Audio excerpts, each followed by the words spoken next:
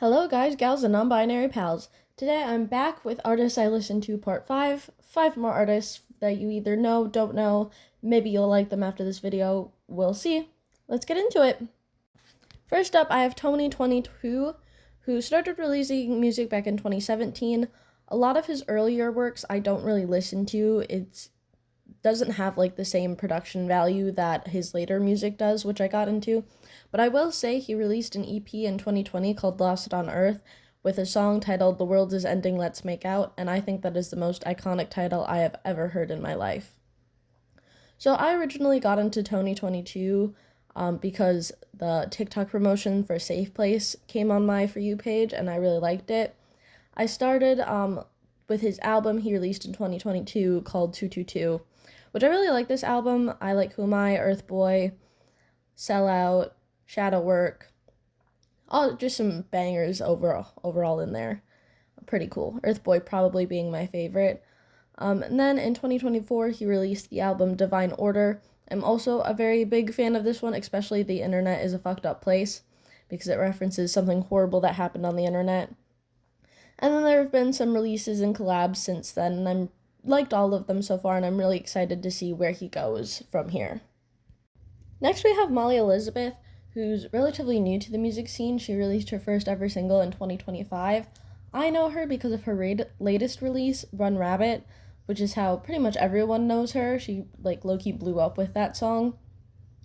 But before then, she released an EP in 2025 called Dirty Blonde.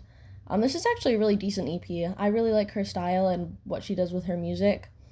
And then 2026, she also got slightly popular from her song Dog Eat Dog, which is also an iconic song.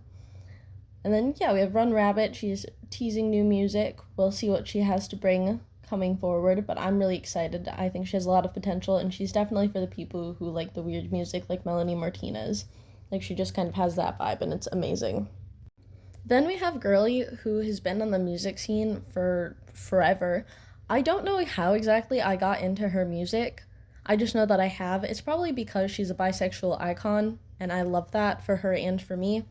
But she released a double feature in 2015, So You Think You Can Fuck With Me Do Ya, and ASBO Boys, something like that. A lot of popularity with Girl I Met on the Internet. People love the gay songs that she releases, and I can totally understand. 2017, she released her first EP, Feel Okay. And then in 2017, she also released the Hot Mess EP. And Hot Mess would also go on to be a pretty big song within her discography. In 2019, she released the album Odd One Out. This is a pretty fun album. I've heard some of these songs live. I've seen Girly live. It's been a fun time. In 2021, we had the EP X Talk. This one was a really fun one. Then also in 2021, she released More Than a Friend, which is also, I think, the most popular song in her discography. It's the one people know her most for. 2021 also got the EP Damsel in Distress. And then at the tail end of 2023, we have Why Am I Like This? Or that was the front end of 2023, my bad. Then she started teasing her next album, which released in 2024, Matriarchy, which was a really big thing to me. That's what the album I saw her live for. And also in 2024, she released the Queen Edition with 2 deluxe songs. Matriarchy, Be With Me, that one was a really good self-love song. Nothing Hurts Like a Girl. A lot of great songs. Then she started teasing her next album in 2025. Slap on the Wrist hasn't blown up, but it absolutely should. It's about how men do the most heinous crimes and then they only get a slap on the wrist. And that led to her album in 2026 called It's Just My Opinion, which is an amazing album and definitely needs a lot more attention than it has. So, then we have Lauren Gray. I like about half of her discography, I'd say, maybe a little more than half, but not everything. But she started her music journey in 2018 with My Story. Also, not entirely sure how I got into her music, because I wasn't big on Musical.ly and I wasn't big on TikTok at the same time she was big on TikTok. So I don't know what actually happened, I just know it happened. And then she released quite a few singles throughout 2018 to 2023. And then in 2023, she released her first album, Guilty.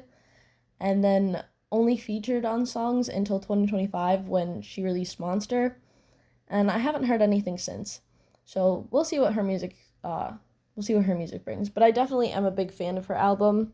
Her singles are kind of like a hit or a miss for me. There are several of them that I don't like, but when it comes to music, you're not gonna like them all.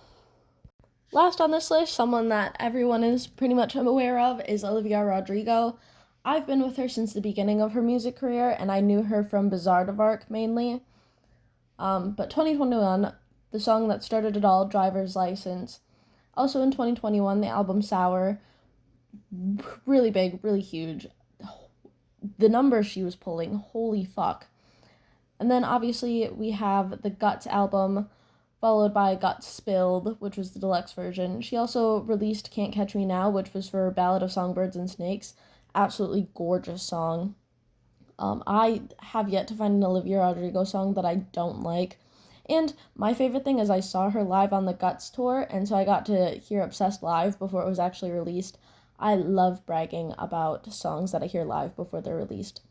And just in June of this year, You Seem Pretty Sad for a Girl So in Love. This album is absolutely gorgeous to me. I'm obsessed. I'm in love. It's probably my favorite album of hers so far. I love it so much. And there are so many things I could say about Olivia Rodrigo, but you probably already know all of them. You feel all of them. Or you don't. Maybe you're a hater, but that's okay. I think part of why I really loved Olivia Rodrigo is because I had a friend who, when she first started releasing music, decided to absolutely hate her because Olivia was popular and she wanted to go against the grain. And I was like, well, fuck you. I'm going to love what I love. And then I loved it even harder. But yeah, those are 5 more artists that I listen to. Let me know if you listen to them, if you don't, if you like their music, if you don't, if there's anyone you didn't know who you're going to check out now. And yeah, thanks for watching. I'll see you in the next video. Bye!